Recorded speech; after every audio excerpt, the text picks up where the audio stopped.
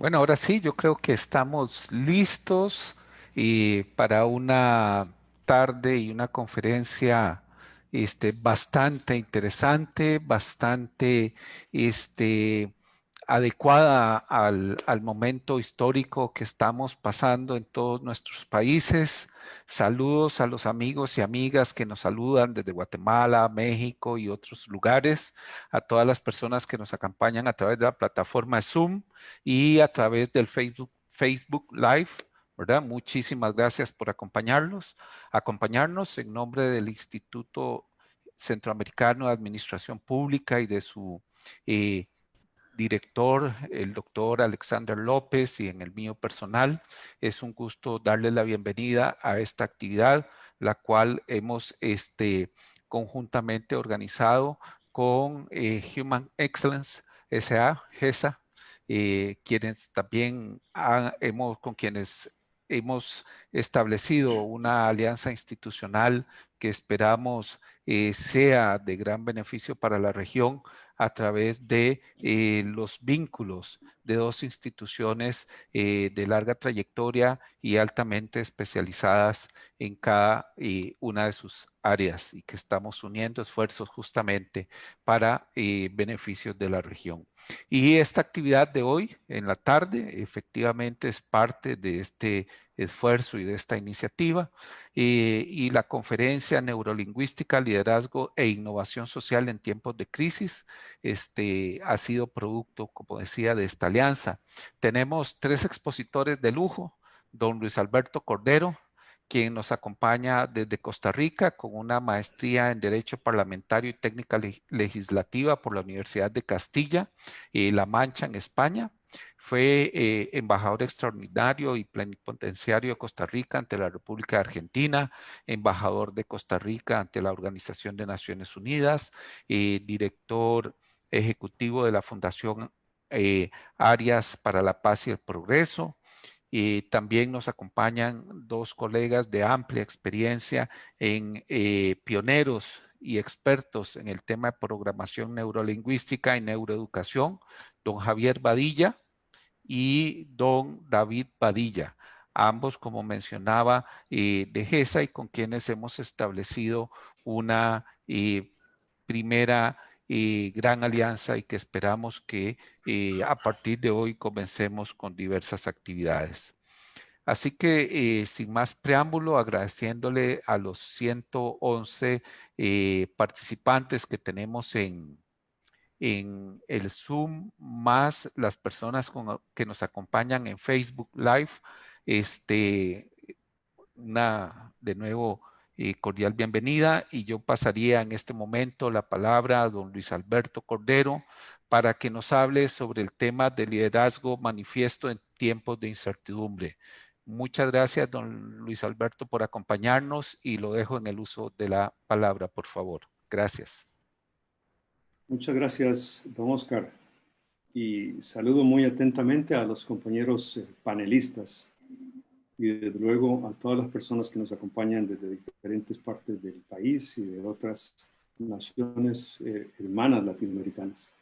Muy complacido nuevamente de participar en una actividad del Instituto Centroamericano de Administración Pública, y adicionalmente muy complacido también de contar en esta ocasión con la oportunidad de compartir con don Javier y don David Badilla, quien, como decía don Oscar, pioneros en la actividad de la neurolingüística, cuyos aportes serán definitivamente muy importantes.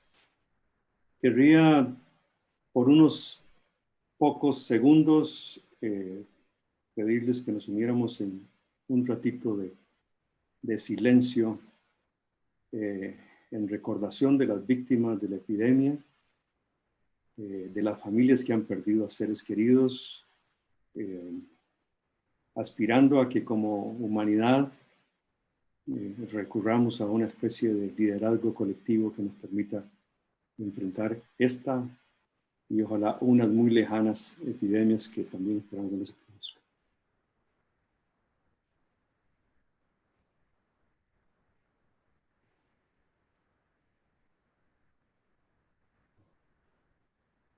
Bien, Yo creo que ante el advenimiento de una nueva adversidad, es normal que primero tengamos una reacción mediante la cual evaluamos cuál es nuestra situación actual, de tal manera que podamos determinar si esa nueva adversidad, en este caso la pandemia que atravesamos, qué clase de perjuicio, con qué intensidad es el perjuicio que nos causa.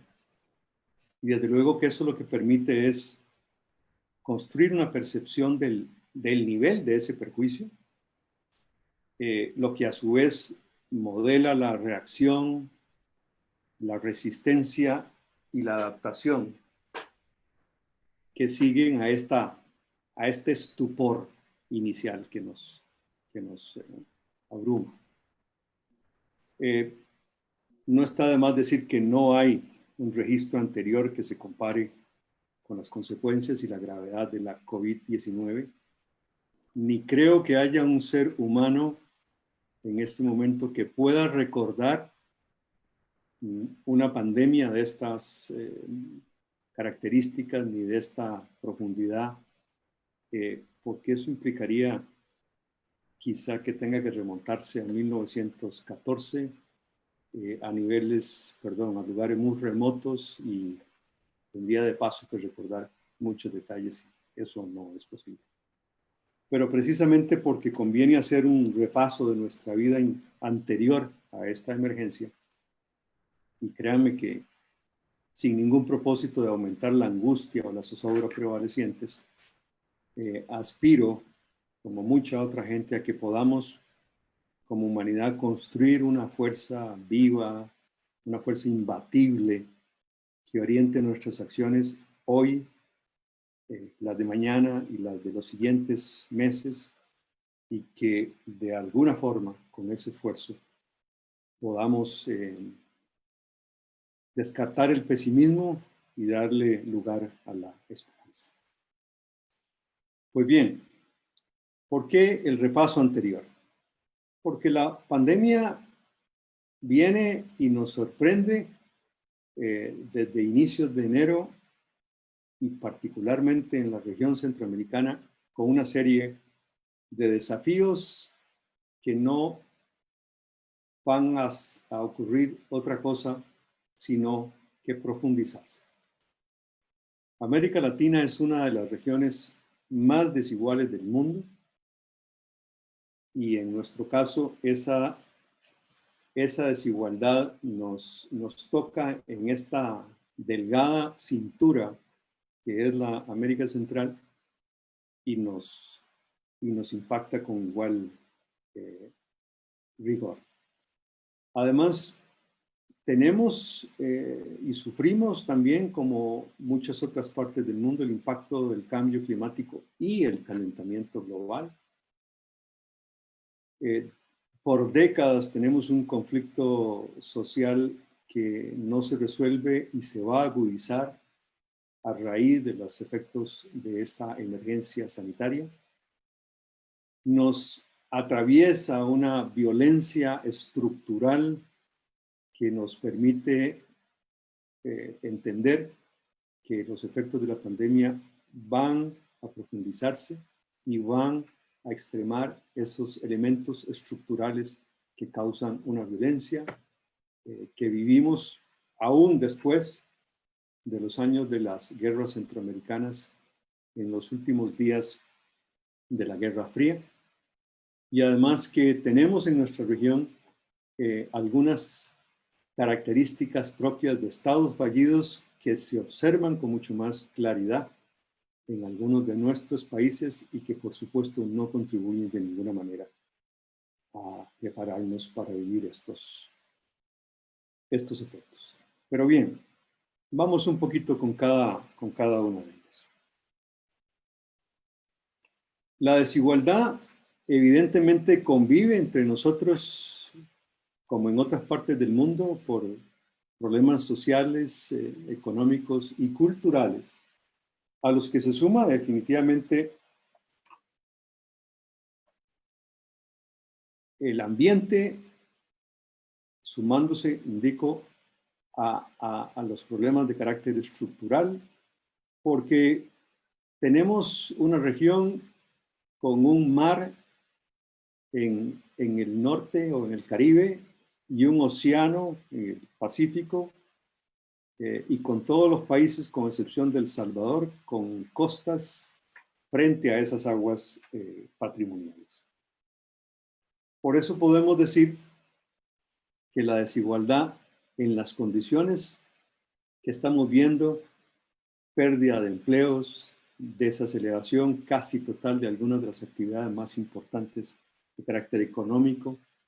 En el caso de Costa Rica, por ejemplo, con el turismo, que representa la principal fuente de ingresos de este país, no hace sino otra cosa que ponernos en la coyuntura de sufrir con mucho más intensidad los efectos de la pandemia, con la cancelación de los vuelos, de las reservaciones, en fin.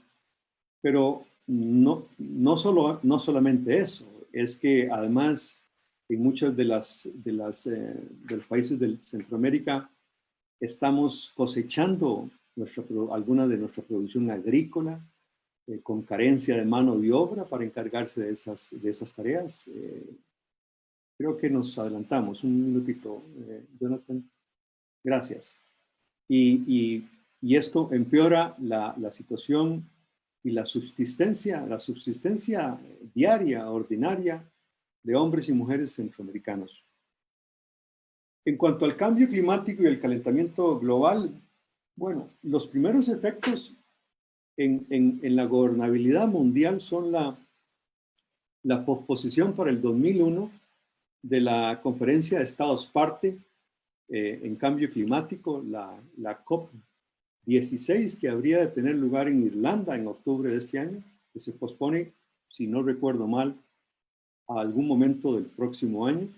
Y además la Convención sobre Biodiversidad, también pospuesta, que tenía que haber ocurrido este año. Con lo cual, el balance y el calendario de cumplimiento se altera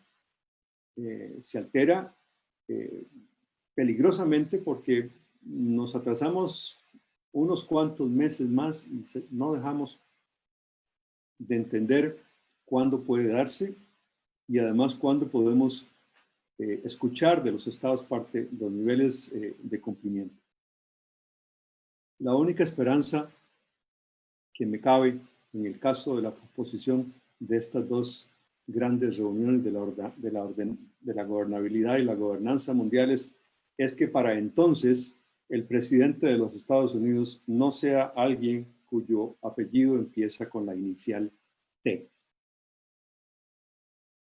Pero también es cierto, y por eso hacía énfasis en el tema de los océanos o de los mares, que los mayores impactos ocurren a través del agua para la afectación de los seres humanos. Como ustedes pueden ver, es un hecho incontrastable que las aguas internacionales representan el 60% del agua global y además son el hogar del 40% de la población mundial. En una región como la nuestra, en América Central, que compartimos fronteras que son ríos, que compartimos cuencas hidrográficas, que compartimos una serie de fenómenos atmosféricos y además hidrometeorológicos a los que podemos referirnos luego, el agua es, como en otras partes del mundo, un factor potencial de crisis y de conflicto en América Central. Es indudable que la atención que prestemos al cambio climático y al calentamiento global ahora prácticamente nos superan, pero tenemos que hacer un esfuerzo realmente extraordinario por cambiar el estado de cosas. Este esfuerzo tiene que ver fundamentalmente con la modificación de la matriz energética, la sustitución total, absoluta de los combustibles fósiles. Una región rica en naturaleza, con un clima ideal, con un sol prácticamente todo el año, no tendría realmente ningún problema en hacer ese cambio gradual de la matriz energética para convertir toda nuestra energía procedente de fuentes eólicas. Así que lo que nos falta realmente es tomar conciencia de la magnitud del cambio climático y del calentamiento global. Y para eso me permito hacer una referencia cruzada con la pandemia. Así como tenemos una gobernabilidad y una gobernanza de carácter global en materia de combate y mitigación de los efectos del cambio climático y medidas de contención del calentamiento global, de igual forma y construyendo desde la experiencia de la Organización Mundial de la Salud, tan cuestionada en este momento, tan cuestionada por otros sectores, porque la misma OMS ha dispuesto de mutuo propio a hacer una auditoría de su rol y papel en esta emergencia sanitaria y tendremos que esperarnos a los resultados de esa auditoría de carácter independiente para ver si le asisten o no responsabilidades o negligencia en esta crisis.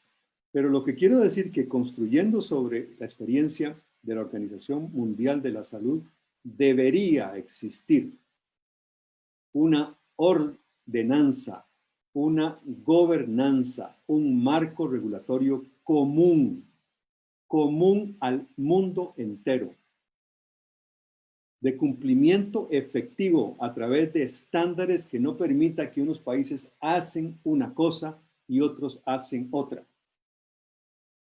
Que líderes políticos con absoluta irresponsabilidad y menosprecio por la dignidad de la persona humana, traicionando valores de la confianza y la responsabilidad, asuman que tienen una solución distinta para atender los efectos, para prevenir los contagios y asistir a las personas, que es contraria a los estándares de los países más responsables que sí están haciendo bien las cosas. Y no se trata de ser un país desarrollado o en vías de desarrollo, porque unos y otros son responsables de ese trato insensato que menosprecia esa dignidad de la persona humana. Y volveré sobre este tema porque mucho tiene que ver con la definición de la calidad de la democracia y la confianza en los rendimientos, en los valores y especialmente en las instituciones de la democracia. Pero pasemos al siguiente de nuestros retos. Es un reto viejo que de nuevo acrecentará su potencial porque a nuestras características propias, un istmo centroamericano de 45 millones y tanto de habitantes, nunca llegará a adaptarse ni a acostumbrarse a sequías, a movimientos sísmicos, a inundaciones, a migraciones forzadas, diferencias étnicas y ahora al acceso al agua, a la tierra fértil y a los efectos del calentamiento global y el cambio climático. Sigamos.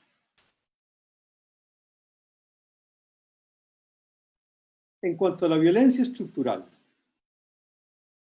lo primero que hay que destacar es que hay una estrecha relación entre desigualdad y criminalidad y entre violencia y conflicto, sin duda alguna. A la penetración del crimen organizado le tenemos que poner control, le tenemos que poner fin o al menos con esfuerzos verdaderamente concertados, tener también una estrategia centroamericana. Efectiva y eficaz porque existe, pero sus rendimientos no son aún deseables ni efectivos ante este flagelo que compromete las oportunidades, la vida, la tranquilidad y la paz de esos 45 millones. Y uno que es muy sensible y al cual no quiero referirme precisamente porque demandaría mucho más tiempo, es esas características de débil gobernanza, de poca o escasa o regular gobernabilidad. Además, modelos de desarrollo económico muy atados a la exportación de nuestros bienes, fundamentalmente los agrícolas, que ahora, sobre todo en una pandemia, son altamente sensibles a las necesidades del consumidor, a las finanzas internacionales, bueno, y al gusto de las personas. Francamente, hay cosas que producimos que son postres, y los postres son de las cosas, entre otros bienes y servicios, de los cuales la gente prescinde en cualquier momento y con mucho más razón en una pandemia. Pero entonces vamos a ver qué hacemos con nuestra situación. Y quizá pasamos ahora y vemos un poquito la gestión del cambio.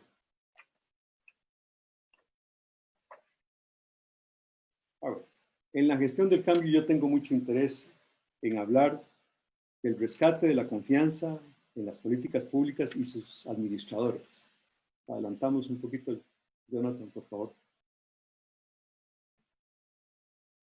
Porque existe desgaste, existe insatisfacción con el sistema político. Muy importante, el sentido de pertenencia se pierde, se difumina, se debilita, gracias o a causa de la debilidad de estas instituciones, de estos valores y de las prácticas. Por eso hablaba antes de la calidad de la democracia. Adelante, Jonathan. No es posible que en nuestra Centroamérica todavía, no obstante toda la regulación existente, incluso en el caso costarricense que ingresamos a la OCDE recientemente con otro marco normativo que nos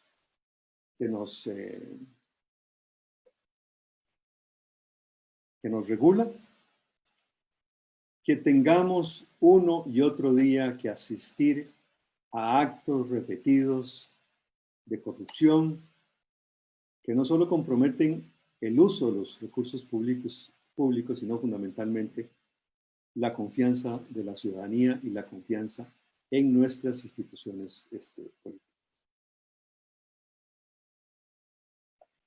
Continuamos.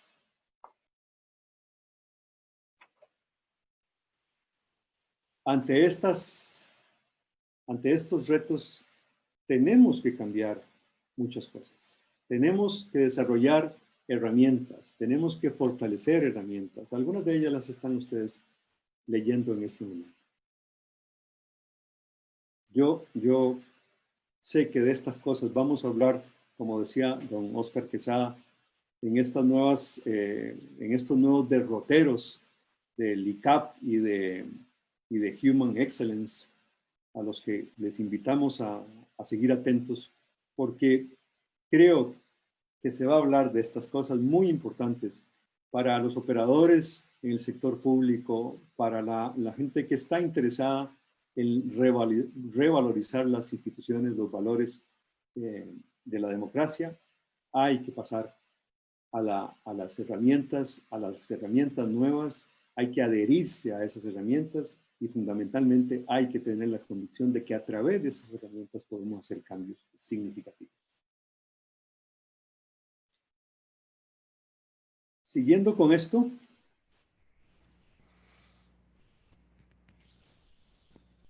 viene al caso ese refrán que encontré por ahí, porque la pandemia nos vino a poner en evidencia de creer que ya teníamos todas las respuestas a todas las interrogantes y un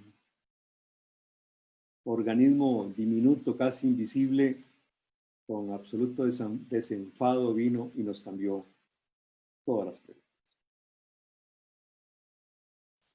Pues bien, me interesa entonces resaltar seguidamente el valor del liderazgo. El liderazgo individual y el liderazgo colectivo, especialmente en estos tiempos de crisis. Lo primero que tenemos que tener en cuenta es que la gobernanza internacional tiene una propuesta de objetivos de desarrollo sostenible, los ODS, que están ahí, que tenemos que cumplirlos, que tenemos fechas para cumplirlos, que demandan una efectiva gestión de actores sociales para el desarrollo de las políticas públicas nacionales y, por supuesto, las políticas públicas nacionales que se tienen que adherir y facilitar la implementación de los objetivos de desarrollo sostenible. La cooperación internacional va a variar por completo y la diplomacia va a venir a jugar un rol muy importante en la gestión de esta cooperación para los objetivos de desarrollo sostenible. Y por supuesto la herramienta del análisis prospectivo a diferentes niveles en la toma de decisiones nos impulsa mediante diálogo, negociación, concertación, información y comunicación a prepararnos, a llenar de contenidos el liderazgo, individual y colectivo.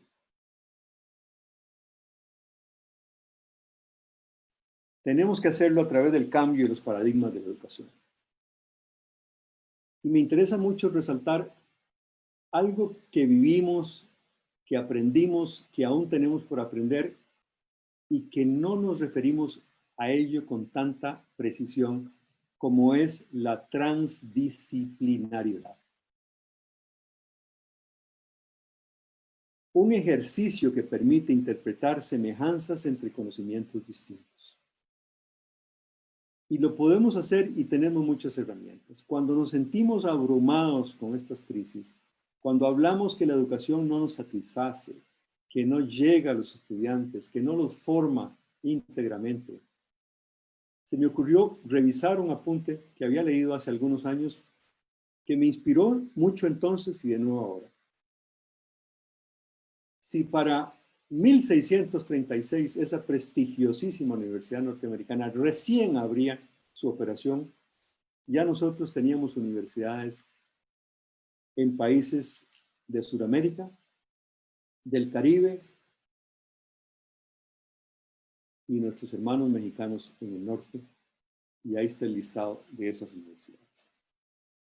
Otro tanto deberíamos animarnos a hacer precisamente cuando hablamos de nuestra educación para el liderazgo, para la innovación social. Y voy terminando.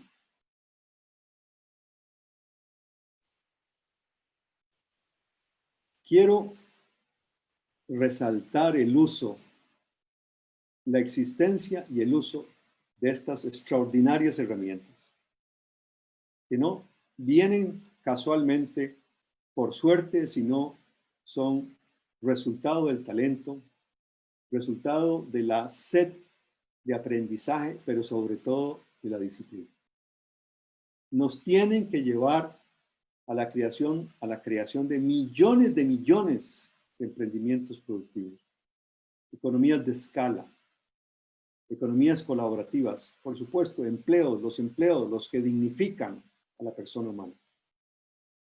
Y tienen que ser esos esfuerzos conducidos no solo por las sociedades digitales, no solo por las economías digitales, sino por gobiernos absolutamente convertidos a gobiernos digitales, en una tarea que nadie se puede explicar cómo no termina de lograrse. En ese listado de tecnologías disruptivas está no el futuro, está el hoy, porque este listado bien mañana puede tener 5, 10 tecnologías más, precisamente el resultado de la transdisciplinariedad. Y creo que aquí termino afirmando que la generación de liderazgo individual y colectivo tiene como primer tarea hacer claridad acerca del sentido que tienen las tecnologías disruptivas y su evolución progresiva y exponencial.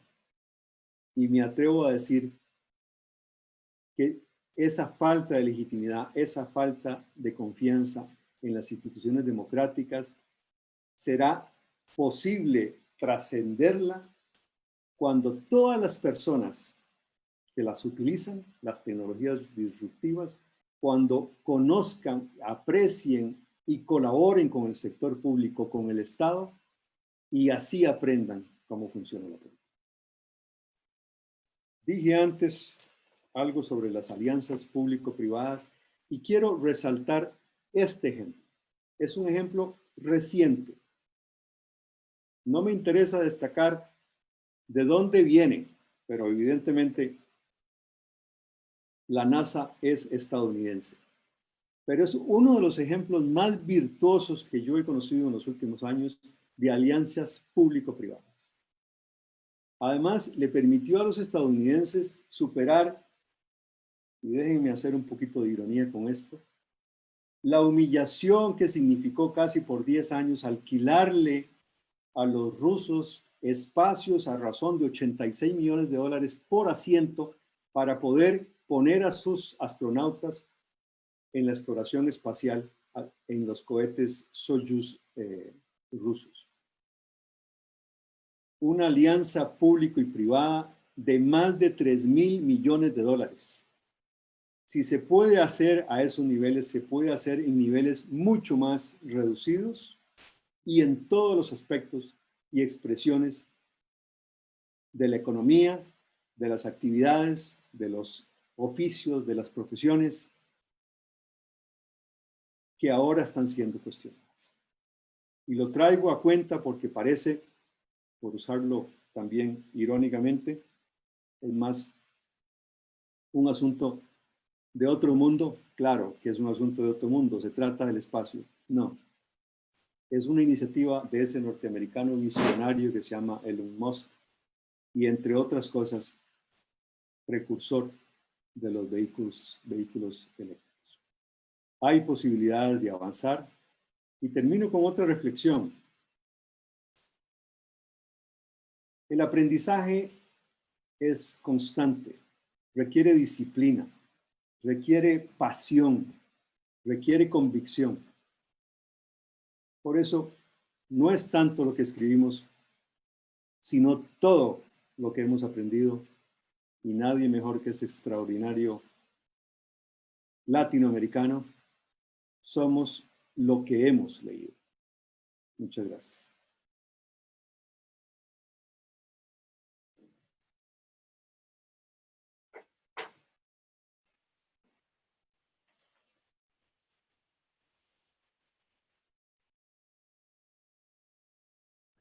Muchas gracias, don Luis.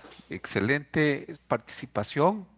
Y ahora vamos a pasar con Javier y David Badilla en su participación, que la van a hacer en forma conjunta para abordar dos temas muy complementarios a esta primera presentación que nos hacía don Luis, en el sentido de la lingüística y de la influencia y el rapport en el liderazgo político.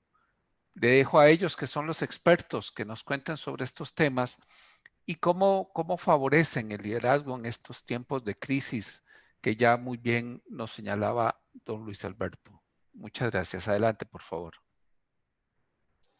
Bueno, buenas tardes. Un gusto y un placer estar con ustedes. Les saluda Javier Badilla. Y mucho gusto, David Badilla, para servirles el día de hoy. Hoy estamos en este webinar, en esta conferencia, en convenio con el ICAP y el Human Excellence Academy. Tenemos más de 20 años ya de estar trabajando en la formación de personas a nivel público, a nivel privado, en muchas áreas, especialmente con la programación neurolingüística y ahora el EBH, que es la estimulación bihemisferial, la ingeniería de diseño humano y algunas otras ciencias que cada día se van desarrollando más. Esta tarde vamos a hablarle durante unos instantes sobre qué es esto de la PNL y la lingüística, que esto ya lo va a hacer David con ustedes, y luego en unos minutos vuelvo para hablarles qué es esto del rapport y cómo utilizar el rapport en el liderazgo político. Entonces, ahora los dejamos con esta otra parte que queda David con ustedes. Bueno, primero que nada, de nuevo, un placer estar aquí, compañeros del CAP, también un honor para nosotros poder servirles. Esperamos que hoy cambien esas ideas y paradigmas antiguos que teníamos con respecto a esos temas de liderazgo y verlo desde un punto de vista muchísimo más, un enfoque diferente, más moderno, más adaptado a nuestra época actual. Muy bien. Primero, antes de empezar con nuestro argumento, rápidamente vamos a aprender qué es la programación neurolingüística. Veamos un momento qué es la PNL. Eso es, muy bien. La PNL realmente no es algo pues nuevo. Ya la PNL tiene aproximadamente unos 47, 48 años de estar desarrollándose y nació en la ciudad de California, cuando dos científicos, que son el doctor Richard Bandler y el lingüista John Grinder, empezaron a investigar cómo es que las personas logran resultados extraordinarios, cómo es que las personas logran obtener éxito, cómo es que se logra verdaderamente alcanzar las metas, cómo se logran los objetivos. Entonces, la PNL se empezó a desarrollar desde un punto de vista muy distinto, no tanto observando o estudiando qué es lo que no sirve, pero aprendiendo a investigar lo que verdaderamente sí sirve, lo que sí funciona. Entonces, la PNL realmente es una herramienta muy abierta, de hecho es muy dinámica porque se puede aplicar para muchas áreas y diferentes temas, pero es básicamente cómo nosotros podemos aprender. Vamos a verlo más simple. La PNL simplemente es una tecnología.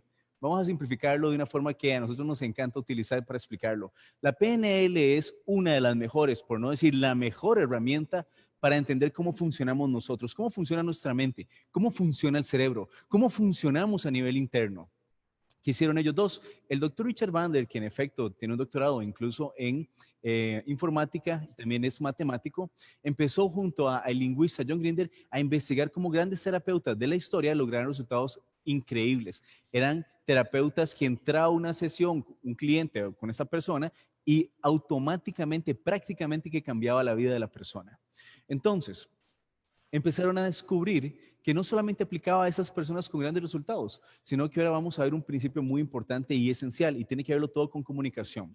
Y dice que si una persona es capaz de lograr un resultado extraordinario, maravilloso, poderoso en cualquier área de su vida, cualquier otra persona puede aprenderlo, replicarlo y obtener iguales o mejores resultados en la vida de cualquier persona, empezando por la mía como programador, por ejemplo, y con las demás personas como clientes. Rápidamente, quiero explicarles también por qué se llama programación neurolingüística. Por eso vamos a ver esta imagen. Muy bien. ¿Por qué tiene esos tres términos? ¿Por qué programación? ¿Por qué neuro? ¿Y por qué lingüística? Muy simple. ¿Por qué programación? Para nosotros todos son programas mentales. Todos partimos de un punto en que desde que nacemos el cerebro, desde que se está formando, incluso antes de nacer en el vientre, empieza a captar información.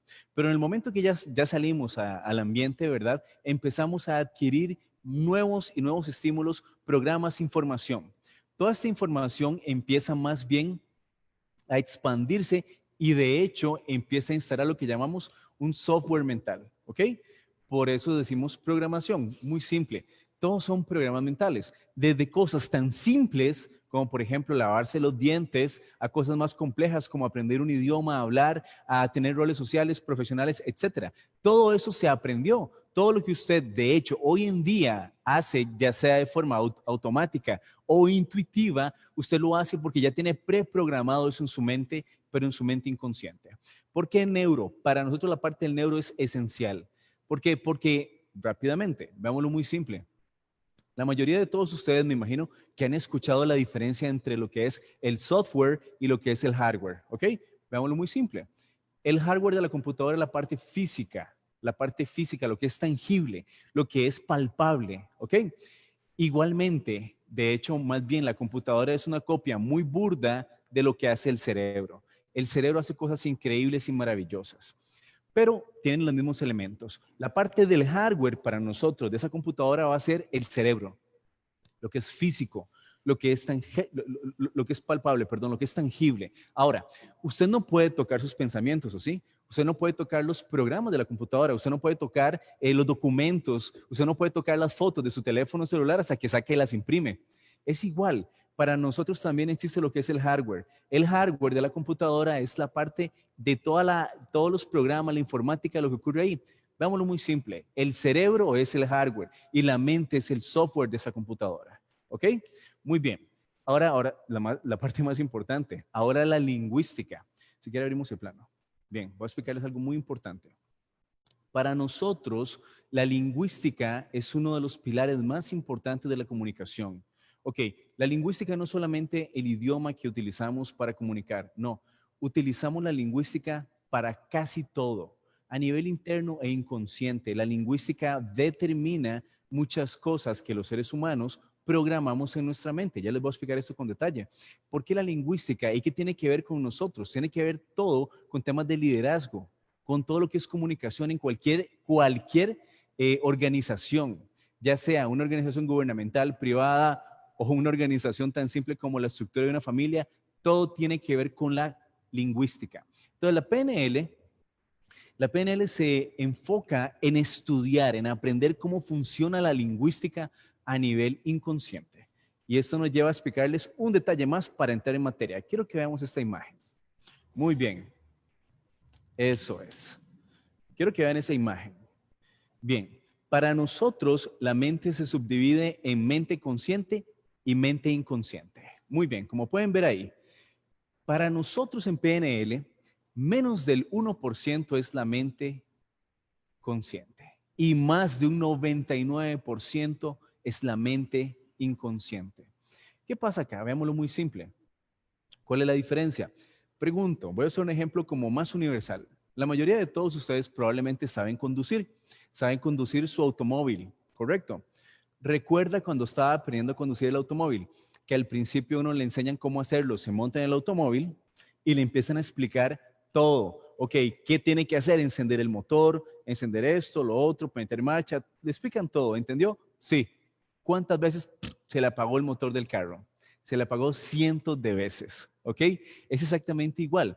Al principio, cuando usted estaba aprendiendo a conducir, recuerda que era una labor incluso un poco tediosa, algo cansado, era algo abrumador. Pero ahora, por ejemplo, años después de conducir, usted se monta en su automóvil y usted no tiene que pensar absolutamente en nada. Usted nada más va conduciendo. Usted puede ir hablando por teléfono, pensando en lo que tiene que hacer en la oficina, pensando en la familia, pensando en el trabajo, lo que sea. Pero usted llega a un punto en que conducir se volvió una labor totalmente automática. De esa forma nosotros lo ilustramos igual acá. En la mente inconsciente se procesan casi todos los programas inconscientes automáticos, el software mental que se utiliza. Veámoslo muy simple. Quiero que vean esto. Mente inconsciente, por ejemplo, ¿se imagina lo tedioso que sería para usted tener que estar respirando y controlar la respiración de forma consciente? Cada 5 segundos estaremos ahogándonos porque la capacidad consciente de procesamiento es limitada, pero la capacidad inconsciente es ilimitada, es algo infinito. Uno puede, y de hecho su cerebro ahora mismo está procesando cientos y cientos de trozos de información para que usted pueda funcionar apropiadamente. Sus gustos, la forma en que usted reacciona ante una situación difícil o una crisis como estamos viviendo ahora de forma mundial, está preprogramado en su mente. La gran ventaja es que todo eso se puede desprogramar o reprogramar. Lo que pasa es que todo eso está en la mente consciente. ¿A cuántos de ustedes les ha pasado, por ejemplo, que quieren lograr algo? Por ejemplo, quieren superar o vencer la procrastinación. A todos nos da procrastinación o sufrimos de procrastinación en algún momento de la vida. Que usted quiere hacer algo y lo deja para después. Usted empieza a postergar esa tarea. Es lo mismo, eso ocurre porque a nivel inconsciente hay una incongruencia entre lo que yo quiero conscientemente y lo que está pasando a nivel inconsciente en mi mente. O por ejemplo, es solo un ejemplo, cuando hay personas que sufren de fobias, Por ejemplo, fobia a los perros, fobia a volar, fobia a algún insecto, etcétera. La persona, por ejemplo, sabe racionalmente que la fobia es totalmente irracional. No tiene sentido ni lógica. La cucaracha no va a salir volando y le va a arrancar un brazo o lo va a matar. Pero a nivel inconsciente, en su mente inconsciente, está codificado que hay un peligro. Nosotros en PNL trabajamos únicamente la mente inconsciente. Ahora sí, ¿para qué les estamos hablando todo esto? Es para que tengamos un cimiento básico, muy esencial, muy sencillo, de cómo funciona lo que vamos a aprender. Porque todo lo que vamos a aprender ahora mismo e inmediatamente aplica exclusivamente para la mente inconsciente, no para la mente consciente. Entonces, más sencillamente, la mente consciente es esa parte de su mente que está aquí y ahora, que es consciente de lo que está pasando aquí, que está pensando, que está aquí y ahora consciente de que usted existe. Pero también nos ayuda a tomar decisiones, es muy racional y nos ayuda a cavilar cosas, ¿ok? Pero realmente la parte de la mente inconsciente es lo que nos mueve, lo que nos, de hecho, nos define nuestras acciones, reacciones, y ahí está preprogramado prácticamente todo lo que hacemos. Pero se puede cambiar, podemos aprender a reprogramarlo. Y para eso nació la PNL. La PNL, resumiendo ahora sí, es simplemente una herramienta tecnológica muy poderosa que tiene que ver con lo que es educación para aprender cómo funciona nuestra mente, cómo funciona nuestro cerebro y cómo puedo sacarle el mayor provecho a estos recursos maravillosos que tenemos todos los seres humanos. Y esa es la idea por la cual vamos a trabajar, esa es la idea y el fundamento esencial por el cual vamos a compartirles lo que vamos a enseñarles ahora mismo. Ok, quiero que hablemos un momentito acerca de lo que es la lingüística. En todo caso, si tienen preguntas, creo que en el bloque final vamos a tener un espacio para poder ver consultas y todo. Con todo gusto estamos para servirles, pero entremos en materia. Hablemos por un momento de la lingüística. Veamos esta imagen. Muy bien. ¿Cuál es la importancia de la lingüística? Muy bien. Normalmente, la lingüística se deja de lado. Normalmente no se le da la importancia a la lingüística que realmente amerita. Mucha gente, incluso en otras ramas profesionales, los verbos, los sustantivos, los predicados, no tienen ese peso, esa importancia. Es importante entender que cada palabra, cada sustantivo, adverbio, la forma en que uno conjuga un verbo cambia todo. Por ejemplo, y eso lo veo constantemente casi en todo lado, campañas de publicidad. Hablemos de campañas de publicidad, o incluso las de gobierno. Por ejemplo, yo veo mucho por todo lado, hablemos algo muy simple, una campaña del gobierno acerca de la velocidad. Ponen por todo lado, no conduzca a altas velocidades. Y ya les voy a contar qué pasa ahí. Sin querer, eso ordena a la mente inconsciente o envía un mensaje diferente. Quiero que hoy tengamos conciencia de la forma en que hablamos, la forma en que comunicamos. Y por favor, note esto, no solamente con las demás personas, sino la forma en que comunicamos con nosotros mismos a nivel interno. La forma en que usted se habla a usted mismo. A veces cuando las personas cometen errores, comete un error y hay gente que dice, uy, qué tonto, qué bruto, qué bestia, qué animal, para que suene bonito. Y se maltrata. Eso es muy común. Lo que pasa es que todo lo que usted dice es muy importante para su mente inconsciente y lo procesa de una forma que es no literal. Es más, voy a explicarles de una vez. ¿Cómo es que el cerebro a nivel inconsciente procesa lo que es la lingüística? Muy bien. Vemos la siguiente imagen. Ok. Vamos a devolvernos una nada más. Eso es. Muy bien. ¿Cómo afecta realmente la lingüística al cerebro? ¿Qué pasa aquí? Eso es sumamente importante de aclarar. Ok. Primero quiero que entendamos cómo es que el cerebro procesa las palabras. Ok. Resulta que a nivel inconsciente, el cerebro no tiene sentido del humor, por ejemplo. El cerebro procesa todo de forma literal. Todo es literal. Todo lo procesa de forma literal. Entonces, si usted bromea frecuentemente o se dice cosas negativas o se lastima a usted mismo y se dice cosas hirientes, aunque sea en broma, su cerebro lo procesa de forma literal. También hay algo muy importante que quiero que les quede claro. El uso del no. El uso del no per se no es negativo, pero hay que saber cómo utilizarlo. Rápidamente, la mayoría de ustedes, me imagino que tienen hijos. Hablemos rápidamente de un ejemplo clásico. Usted le dice a un niño, no corra porque se cae. No pasaron 30 segundos cuando ya usted oye donde hasta se golpeó bien duro ese niño. O ustedes mismos, todos y cada uno de ustedes que está escuchando este webinar. Por ejemplo, yo le digo a usted, no quiero que piense en su casa. ¿Y qué está viendo ahora? Está visualizando su casa, en efecto, correcto. Hagamos un experimento. No quiero que piense en un camello. Ahí está viendo las jorobas o la joroba, correcto. Es inevitable. Resulta que a nivel de código interno, el cerebro, para poder procesar una orden en negativo, primero tiene que procesarla en su formato positivo. En otras palabras, para yo no pensar en la casa, primero el cerebro tiene que pensar en la casa para después no pensar en la casa, lo cual es una paradoja porque al final siempre piensa en la casa. Por esa razón, cuando un niño, y la diferencia entre un niño y un adulto es la siguiente, un niño se le dice, no corra porque se cae. Es más eficiente que decirle, vaya corriendo y se cae. Eso es más eficiente. La diferencia con el niño es que la parte de su cerebro que se encarga de inhibir acciones, la parte del cerebro de nosotros que nos inhibe de hacer cosas emocionales negativas, en los niños todavía no está tan desarrollado. Entonces el niño va y hace la orden, en efecto, de forma literal, se cae, se resbala y después entiende. Nosotros no necesitamos físicamente hacerlo, pero a nivel inconsciente y automático sí lo hacemos. Ahora, ¿para qué les comenté esto? Quiero que les quede claro que la lingüística es un peso sumamente importante en la comunicación que tenemos todos los seres humanos con los seres humanos y con nosotros mismos. Hay que tener mucho cuidado en la forma de comunicar.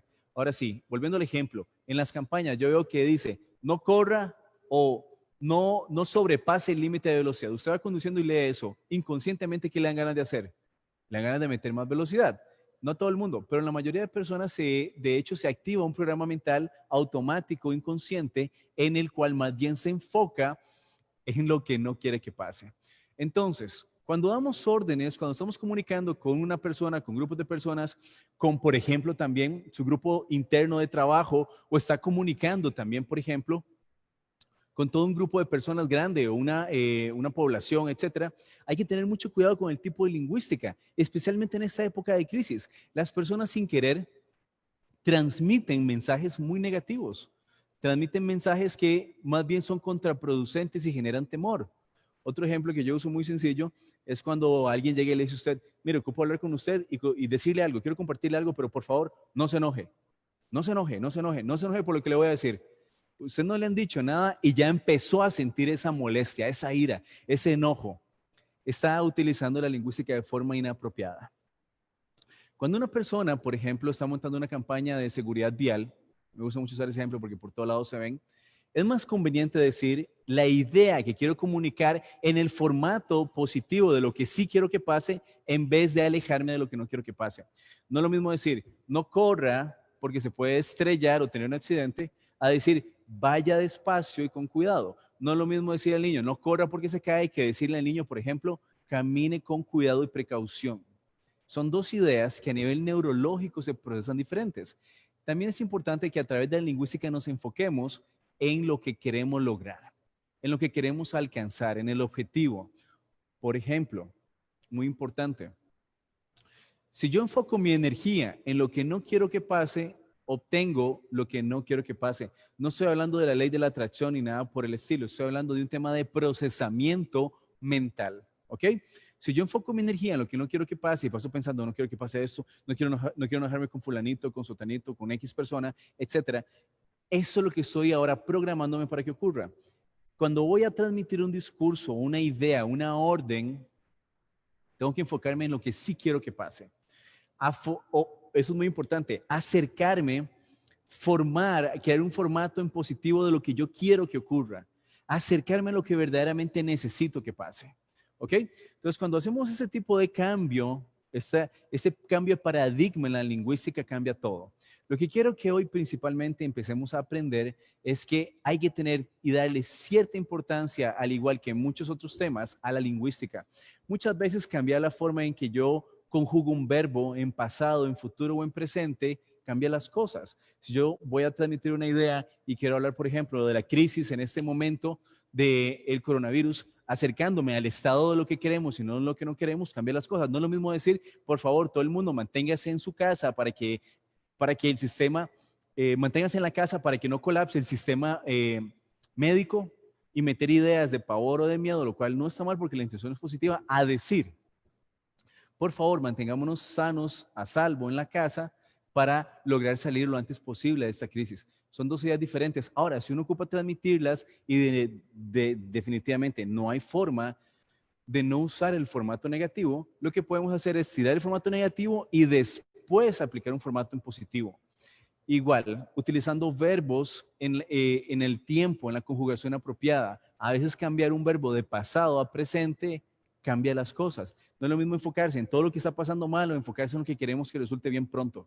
Y ya le estoy poniendo tiempo. La idea el día de hoy es que empecemos a cambiar esos paradigmas, que estas ideas que a nivel inconsciente se transmiten, usted las analice, las procese, las medite un poco más antes de transmitirlas. Y eso nos lleva al tercer punto que quiero que veamos. Veamos la siguiente imagen. Muy bien. ¿Cuáles son los nuevos patrones lingüísticos que a partir de hoy deberíamos de tener en cuenta? A partir de hoy es importante que cuando usted comunique algo, primero lo empiece a filtrar. Por favor, es algo que toma tiempo.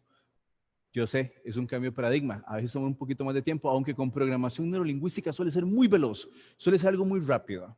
La idea es que todas las personas, ya sea que estén en un puesto de mucho liderazgo, por ejemplo, o esté simplemente haciendo un cambio en su departamento o en su vida, empiece a aplicarlo igual, porque afortunadamente a como se expanden, perdón, las ideas y los programas mentales negativos, también podemos expandir programas mentales muy positivos. Ok, el día de hoy quería comunicarles y que tengan muy claro la idea, la lingüística, la forma, el verbo, la manera en que comunicamos y simplificándolo muy simple, quiero que hoy empecemos a enfocarlo en formato positivo. Es importante que lo tengamos claro.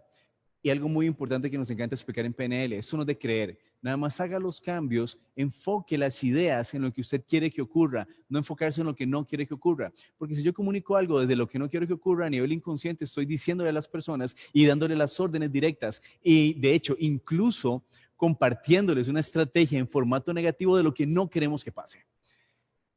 Y cambiarlo ahora por el formato en lo que yo quiero que ocurra, acercarme al argumento en positivo, pero esperando lo mejor de las personas.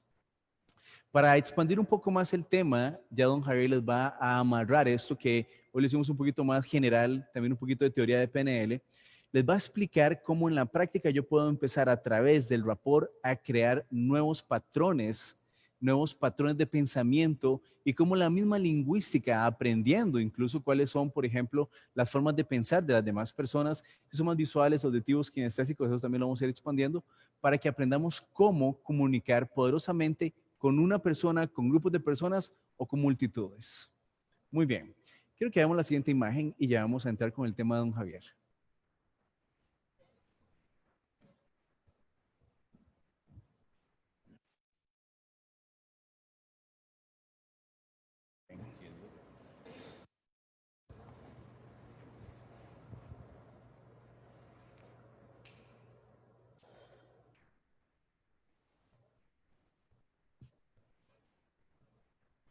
Ok. Bueno, ya hemos visto qué es esto de la programación neurolingüística y ahora vamos a hablar un poco acerca de lo que es el rapport y la función o cómo podemos utilizar el rapport en el liderazgo político. En programación neurolingüística, en esta parte de la ingeniería mental, del EBH, que es la estimulación bihemisferial, vamos a entender que el rapport es lo que hace que yo le guste a otra persona o no le guste. Aquí vamos a partir de un principio muy importante, que es que el cerebro humano, la mente del ser humano, siempre se va a acercar a lo que le es placentero, a lo que le es conocido, y siempre se va a alejar de lo que le cause dolor o sea desconocido. Ahora podemos utilizar el rapport para poder influenciar, hablar, comunicar, persuadir, especialmente en la mente inconsciente de las personas con las cuales queremos convencer de algo, hacer llegar un mensaje o sencillamente conciliar o estar de acuerdo. Aquí en la programación neurolingüística tenemos otro significado de la diplomacia. Bueno, conocemos diplomacia, todos los términos tradicionales, técnicos, académicos e intelectuales que tiene. Pero desde esta perspectiva de la programación neurolingüística, diplomacia es el arte de hacer que otro se salga con la mía. ¿Cuál es la mía? Es convencer, persuadir, influenciar. Ahora lograr un acuerdo. Aquí, en estos tiempos modernos, donde ahora ya se habla de millennials, de centennials y de una serie de patrones de pensamiento muy distintos a los que fuimos creados o nos inculcaron a todos aquellos que tenemos más de 35, 40 años. Y todavía podríamos hablar de los de 30 años para arriba. Pero ahora hay una parte de la población que votan, que tienen puestos importantes, que tienen poder de decisión, que tienen pensamientos y patrones de pensamiento muy distintos a lo tradicional. Entonces, ahora no podemos comunicar con estas nuevas generaciones, con estas nuevas olas de pensamiento en el mismo estado en que fuimos nosotros educados, en el mismo estado en que fuimos formados, para lograr consenso, para lograr acuerdos, para poder gobernar, para poder transmitir información, para poder avanzar, prosperar, para poder progresar y desarrollar los proyectos y echar a andar ahora todos los programas que los gobiernos tienen. Hay que desarrollar nuevas y mejores estrategias de negociación, de persuasión. Vemos cómo tradicionalmente en la mayoría de los países donde hay huelgas, donde hay conflictos, pasan horas de horas negociando. Y después de 20 horas, 18 horas, 20 horas y una madrugada o 2 madrugadas enteras, salen de ese recinto sin haber logrado una negociación, sin haber logrado un acuerdo. Ahora con las herramientas modernas de la programación neurolingüística, esto que llamamos el rapport, vamos a tener herramientas muy modernas para lograr un liderazgo político, para lograr un consenso, para poder llegarle a la mente inconsciente de todas las personas. No importa si fue aquel que fue desarrollado o fue formado o educado en Windows 3.11, o el chico de 25 años, o la persona de 20 años que ahora tiene un puesto, que ahora tiene alguna cuota de decisión en lo colectivo o en lo individual. En la parte administrativa, ahora cada día hay que utilizar mejores y más herramientas de negociación, de influencia, de persuasión. ¿Cómo lograr que otro se salga con la mía? Aquí es donde la programación neurolingüística tiene herramientas muy modernas a nivel de ingeniería de diseño humano, a nivel de la estimulación bihemisferial, a nivel de comunicación en la mente inconsciente. Vemos todos los días cómo hay grandes funcionarios con una capacidad intelectual extraordinaria. Más aún, el ser demasiado o muy hemisferio izquierdistas, el tener un gran nivel de intelectualidad a veces hace que esos secretos para influir de manera emocional en la mente inconsciente de otras personas hagan que no se logren algunos acuerdos. Ahora tenemos personas con una personalidad, valga la redundancia, mucho más avanzada, con un sistema de pensamiento y un patrón de pensamiento mucho más sofisticado que el que teníamos nosotros cuando fuimos en aquellos años educados, lo cual también estuvo muy bien. Lo que quiero decir es que ahora con la programación neurolingüística, el EVH, el diseño humano, ahora podemos tener herramientas modernas de persuasión en todos los niveles para poder hablarle a cada uno en el idioma según su estado, según su nivel, según su educación, según su ideología y según su manera y su forma de ver las cosas. En programación neurolingüística entendemos que el mundo no es precisamente como lo vemos. El mundo es como creemos que es. Aquí con el rapport, con estas herramientas de persuasión, ahora podemos entrar en el mapa mental de las demás personas, ponernos en su lugar y saber cómo piensan ellos. Con todas estas herramientas, con todas estas tecnologías que vamos a aprender en este curso de liderazgo político, ahora vamos a poder ponernos en el lugar de la otra persona para ahora poder negociar. No importa si estamos en un Senado, en una asamblea legislativa, si estamos en una junta directiva, si estamos negociando con aparte el sector privado y el sector público, con autoridades, con los sindicatos, con los gremios. No importa el tipo de negociación, el liderazgo comienza a ejercerse. Ya aquellas mesas de negociación desgastantes que duraban horas de horas para lograr ponerse de acuerdo, si es que se llegaba a poner de acuerdo, ahora se reducen, porque ahora estamos trabajando en el nivel de pensamiento con los patrones de conducta, reacción de las otras personas. Podemos aprender con estas herramientas a ponernos en el lugar de la otra persona, pensar como él piensa y ver las cosas como él las piensa, para poder ofrecerle un convenio, para poder ofrecerle un beneficio. Estamos claros que en la mente inconsciente de las personas siempre va a estar el buscar el beneficio, va a estar el buscar lo conocido, va a estar el buscar lo bueno, lo conveniente. Ahora, en mejores y nuevos patrones de comunicación bihemisferial, ya no es solamente técnico e intelectual.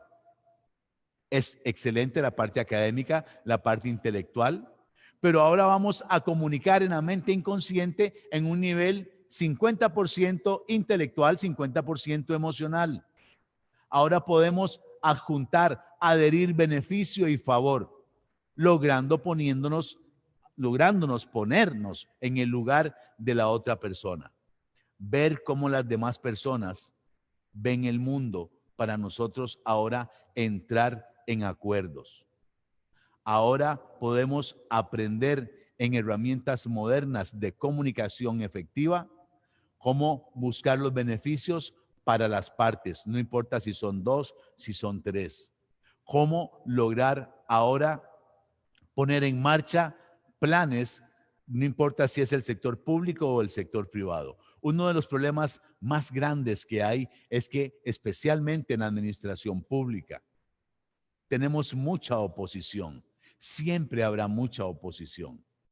Y el término oposición es un término que golpea duro cuando se quiere sacar algo adelante. ¿Cómo podemos convencer a aquellas personas que están acostumbradas durante años y años únicamente a oponerse? Mi trabajo es oponerme. Yo soy de la oposición y ahora no importa lo que tenga, es buscarle ahora los defectos para poder entorpecer la labor de algo o de alguien que quiere hacer algo que es conveniente para el país, para la institución, para la gente, para el pueblo. ¿Cómo lograr ahora todos estos convenios? ¿Cómo lograr estos acuerdos? ¿Cómo influir? Con este curso vamos a aprender todas estas herramientas de influencia en la mente inconsciente. Cómo desarrollar una comunicación verdaderamente efectiva. Cómo llegarle a esa parte de las personas donde ellos se sientan que están siendo beneficiados.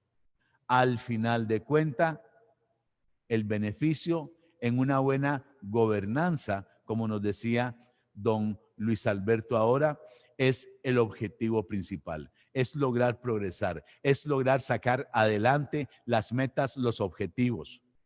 Al menos en la mayoría de los gobiernos y la administración y los administradores es buscar progreso, es buscar bienestar, es lograr que ahora los programas gubernamentales, los programas empresariales, y no importa el sector que sea, vayan a funcionar.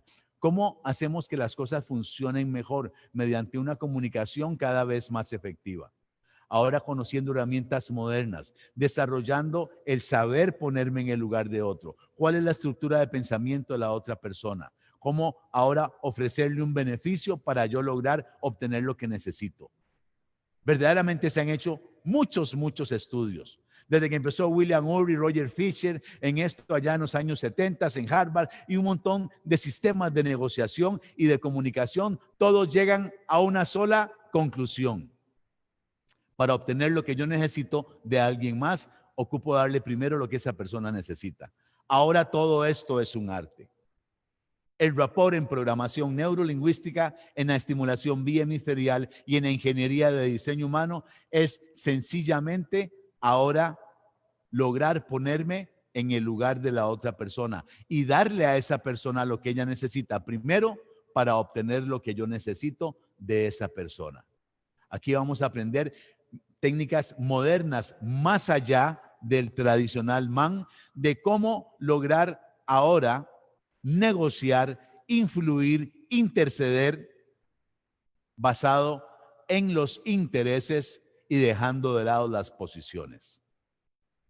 Todo esto del rapport, de la comunicación efectiva, lo entendemos desde nuestra perspectiva, que es un 50% arte y un 50% ciencia. En la parte científica, intelectual, pues hay abundancia. Pero ahora, ¿cómo desarrollar ese arte de influir, de persuadir, de convencer, de ponerme en el lugar de la otra persona para ahora, en esa posición y desde el punto de vista de esa persona, poder plantearle las cosas en su territorio, en su lente, en su visión, en su condición, para yo lograr ahora un acuerdo que siempre, o en la mayoría de los casos, en administración pública y privada, es que las cosas vayan mejor, es que haya progreso, es que se vayan resolviendo las situaciones. Ahora, en la pandemia que nos atraviesa, es importante y necesario adquirir mejores, nuevos, innovadores estados mentales que antes no teníamos. Decía Einstein que no podemos resolver o es difícil resolver una situación en el estado mental que teníamos cuando se creó esta situación. Ahora vamos a resolver, a negociar, a proponer, inclusive a imponer cuando hay que hacerlo desde la administración pública, hacer todo esto en un estado mental muy distinto al de hace 3 meses y medio. Ahora todo ha cambiado, no podemos tener las mismas herramientas y si tenemos las mismas hay que modernizarlas, hay que actualizarlas. Nuestro software de comunicación, todas aquellas cosas que nos enseñaron hace algunos años atrás en la universidad, ahora hay que actualizarlas, hay que sofisticarlas, hay que ahora repuntarlas al estado mental que se necesita para poder ahora sacar adelante cada país, cada institución, cada ciudad, cada familia, cada parte de nosotros y del planeta. Este sistema, este curso ofrece herramientas verdaderamente valiosas, extraordinarias, para poder actualizar nuestro software ahora para enfrentar y desarrollar ahora un mundo que viene con muchas variantes. Todo va a cambiar, todo está cambiando. Esta adaptación requiere de una comunicación extraordinaria, fresca, nueva, distinta, diferente, aún más inteligente. Entonces, eso es lo que le ofrece este curso de herramientas de liderazgo político. A nivel de liderazgo político, vamos a aprender a comunicar en la mente inconsciente. ¿Cómo hacer que la gente escuche lo que quiere y que nosotros también escuchemos lo que queremos para llegar ahora a establecer acuerdos y hacer cosas extraordinarias? Ahora vamos a escuchar algunas preguntas. Sí, Vamos a la parte siguiente. sí. Muchas gracias. tanto a don Javier como a don David. Creo que nos hacen una invitación realmente a partir de esta actividad a poder construir y contribuir a la superación de esta crisis y a la búsqueda de nuevas oportunidades en estas épocas de cambio y a partir de un instrumento muy fuerte que cada uno de nosotros tiene y es básicamente el poder transmitir ideas positivas y poder sembrar realmente esa nueva energía que ocupamos para salir adelante. Tenemos varias preguntas. Vamos a irlas estructurando también conforme las presentaciones. La primera para don Luis, que está por ahí, don Luis. Sí, aquí estoy. Sí. Ok, gracias. Una primera pregunta dice, ¿se ha convertido Costa Rica en un estado fallido? Frente al deterioro de los índices de salud y educación, el desempleo galopante, la corrupción y la falta de confianza hacia las instituciones públicas, ¿verdad? Esa es como una primera gran pregunta. No, no creo que sea así. Eh, la gobernanza no solo es una arquitectura constitucional y de normas ordinarias, de normas inferiores que se cumplen de manera frecuente y no siempre con eficiencia y oportunidad, pero la gobernanza costarricense es un amplio esquema de soluciones, como la ley tiene que serlo, y son generalmente los operadores de esa gobernanza los que nos fallan en los rendimientos. Es cuando falla el análisis técnico, es cuando falla o no se cumple el costo de oportunidad,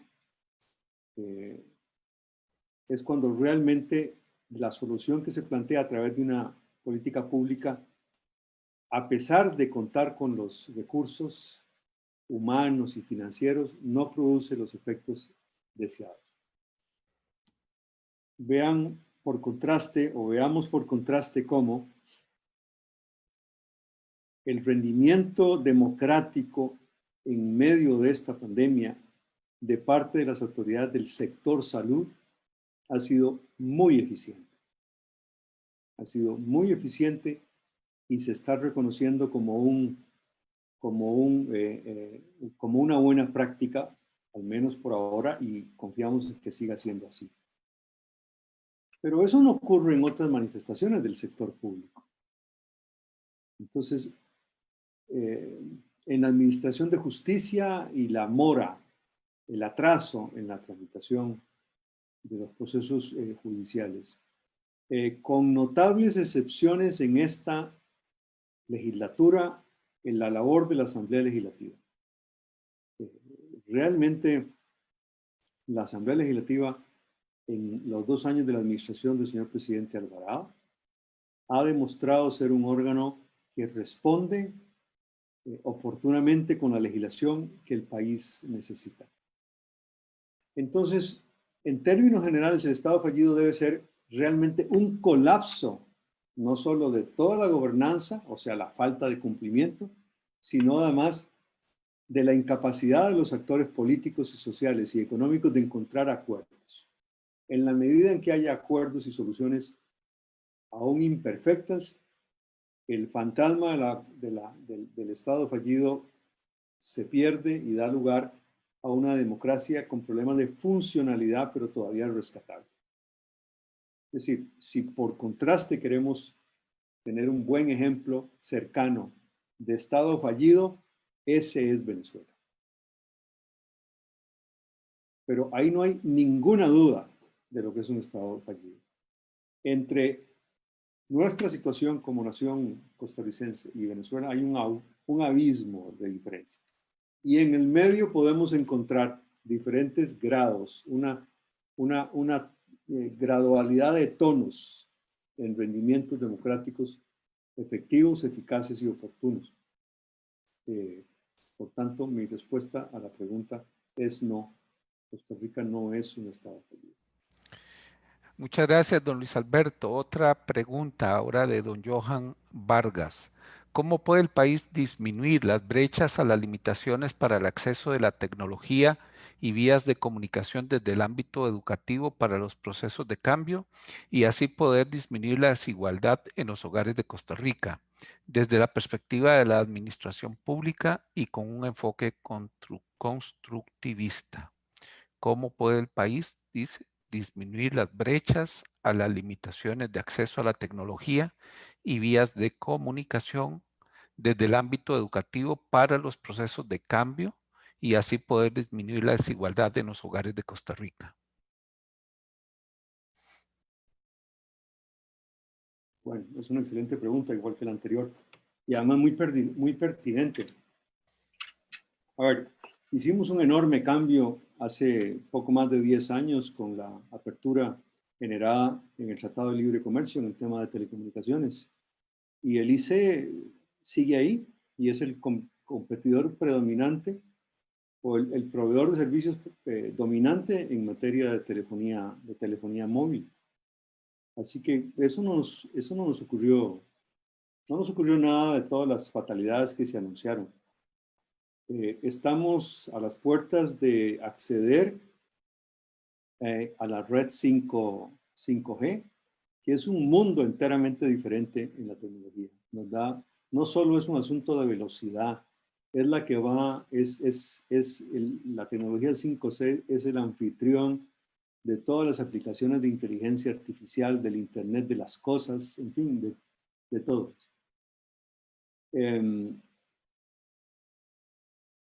Pero en estas cosas hay que predicar con el ejemplo. La administración pública sigue sin ser un gobierno verdaderamente digital.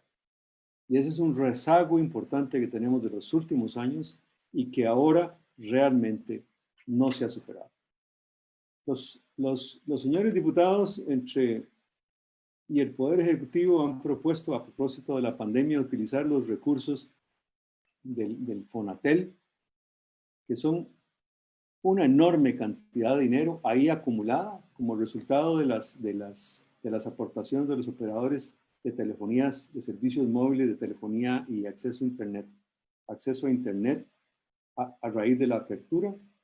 Y no se va a utilizar la plata en la pandemia, seguramente que no se va a poder, ni tampoco se ha utilizado para disminuir todas esas brechas.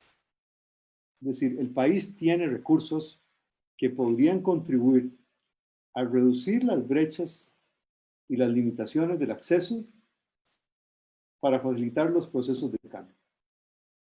Y una de las cosas más impresionantes es que nos ha ocurrido a propósito de la suspensión de elecciones en las escuelas y en la segunda enseñanza y en las universidades, es que el Estado no tiene ninguna capacidad de conectar a sus estudiantes con sus docentes, a los estudiantes con sus docentes, a pesar de tener las herramientas están disponibles, porque cada vez que nos topamos con alguna de estas contingencias no de la agravada de la pandemia, se evidencian con mucho más claridad cuáles son las limitaciones y la falta de un Estado digital, de un gobierno digital y de una sociedad verdaderamente digital. Sin tecnología no tendremos avance y sin acceso a esa tecnología de todas las personas no tendremos capacidad de reducir los niveles de desigualdad.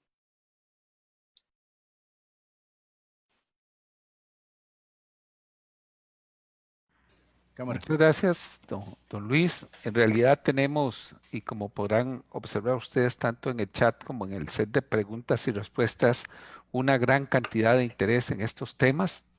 Y antes de pasar al siguiente bloque de preguntas y respuestas, Y quería compartirles, bueno, efectivamente, esta es una primera actividad que vamos a tener y la idea es brindar la oportunidad de continuar profundizando en esta materia a través de un curso de alta especialización en liderazgo e innovación social que estaremos comenzando el próximo 17 de agosto y que básicamente tiene a profundidad estos contenidos que hemos iniciado el día de hoy y que próximamente vamos a estar facilitando la información. Nos pueden dejar sus datos, de todas formas ya los tenemos y les vamos a estar haciendo llegar esa información.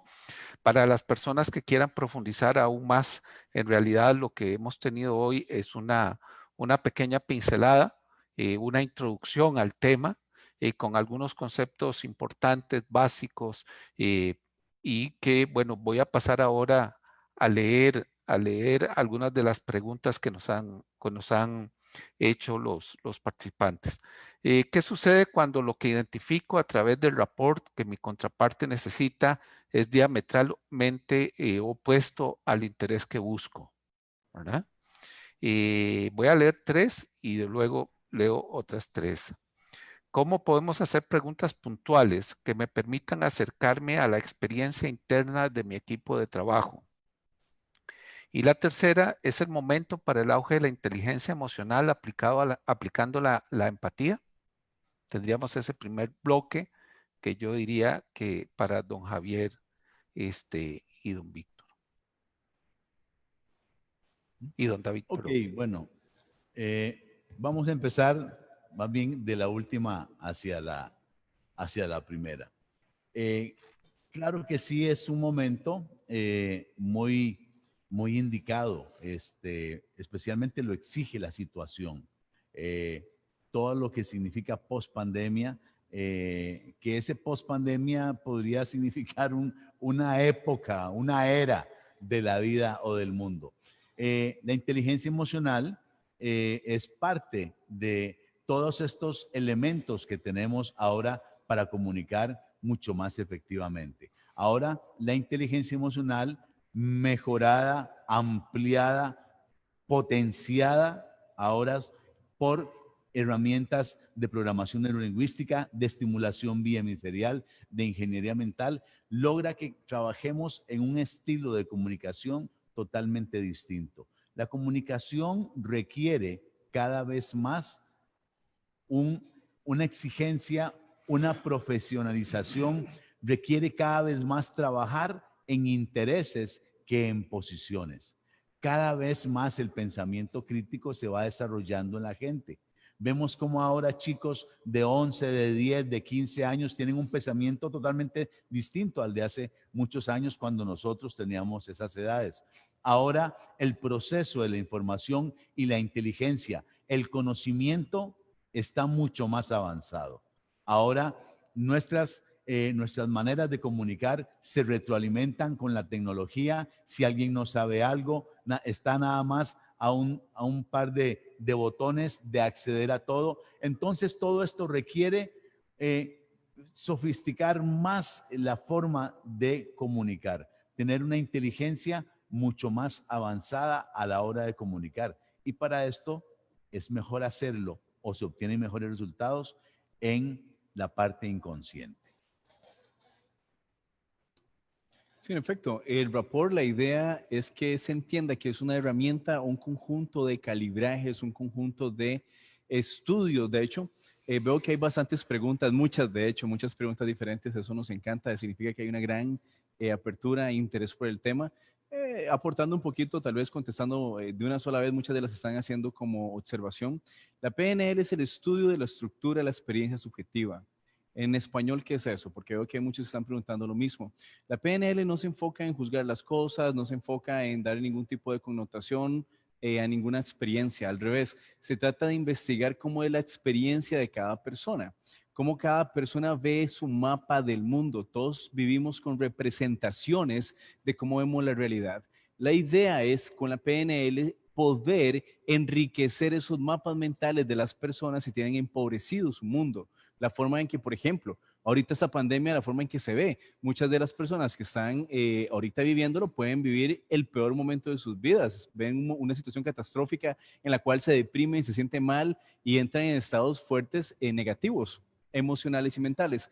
Pero otras personas están viendo una gran oportunidad para poder crear cosas nuevas. Una persona que pierde su trabajo perfectamente puede reencuadrar la forma en que ve su realidad y convertirlo en una de las mejores experiencias para poder hacer lo que quiere hacer con su vida, emprender, cambiar de carrera, hacer algo diferente. Realmente no se trata de lo que esté pasando afuera, sino de cómo nosotros estamos programados para percibir esa realidad. No es la realidad externa lo que determina realmente si es positivo o negativo. No, es la programación que yo tengo para ver esa realidad. Entonces, uno con la programación neurolingüística puede reprogramar la forma en que ve su realidad, cambiar la forma en que comunica. Ahora, ¿qué tiene que ver eso con el rapport? La PNL durante todos estos años ha hecho sistemática y metódicamente, porque nuestro núcleo de investigación es el método o el modelo científico, donde se desarrolla ya los 6 pasos que todos conocemos, la hipótesis, etcétera, pero se logra sistemática y metódicamente obtener un resultado una y otra vez. Ese es el principio por el cual funciona esto que estamos hablando el día de hoy. También veo muchas preguntas de consciente, inconsciente, mente consciente, mente inconsciente. Realmente lo que es importante y determina nuestras acciones es nuestra mente inconsciente. Ahora, cuando comunicamos con otra persona y yo cambio los patrones de comunicación, cambio la forma en que le hablo a la otra persona, o hago rapport, o lo espejo, o comparto una idea, la forma, la estructura, la estrategia que yo utilizo para eso es lo que el rapport va a venir a perfeccionar con todos nosotros. La PNL sería como algo primo de la inteligencia emocional, pero va más allá, porque tiene mucho también fundamento de neurociencia, ¿verdad? Y tiene muchos cimientos y bases, para la redundancia, muy, muy bien establecidos. Entonces aquí quería como hacer una pequeña aclaración para de una vez contestar varias preguntitas que hemos visto que están ahí también. Creo que tenemos una más, tal vez don Oscar, le agradezco que nos lea la primera, que ya en tanto detallito se nos fue. Gracias, don Oscar. Sí, básicamente, bueno, voy a aprovechar porque hay algunas que son complementarias.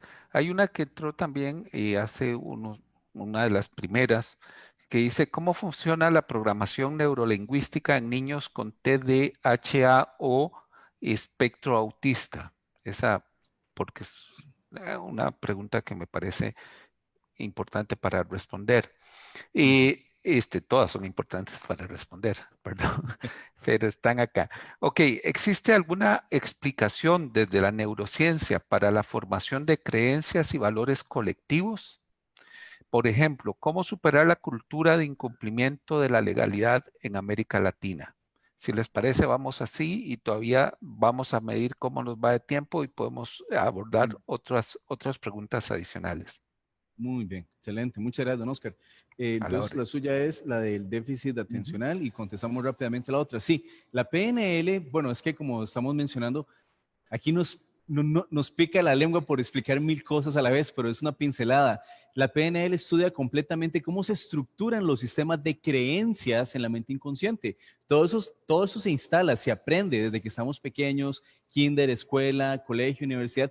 Todos estos sistemas de creencias, estructuras, paradigmas, la forma en que socialmente vemos la realidad o incluso a nivel centroamericano, latinoamericano, todo se instala, todo se aprende, todo se educa.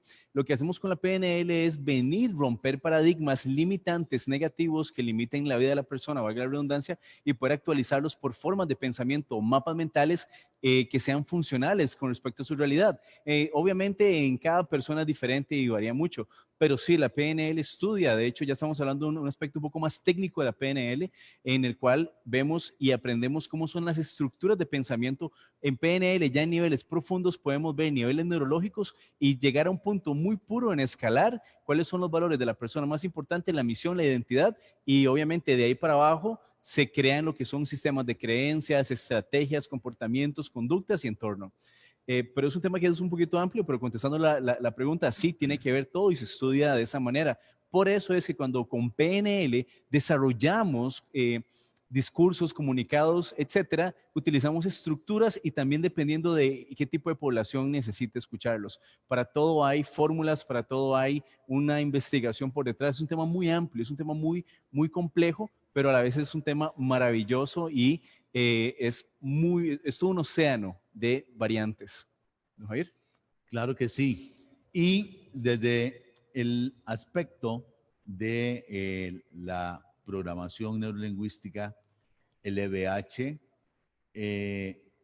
respetando los criterios tradicionales con respecto a niños con déficit de atención, verdaderamente en la mayoría de los casos y cuando los trabajamos, nos damos cuenta que el niño verdaderamente no tiene problemas de aprendizaje.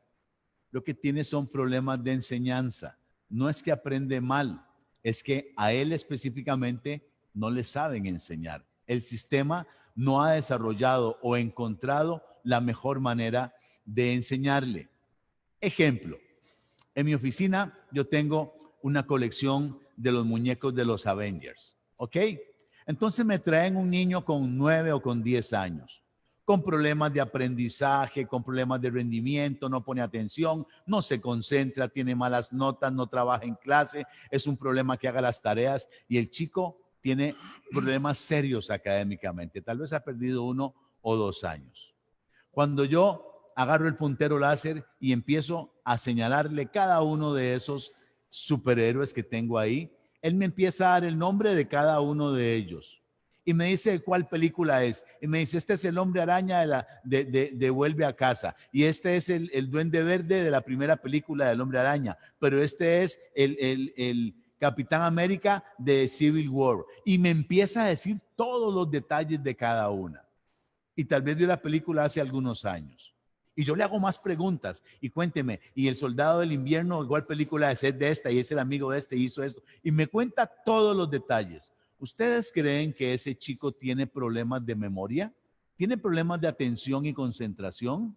No, su cerebro sí sabe poner atención y sabe concentrarse.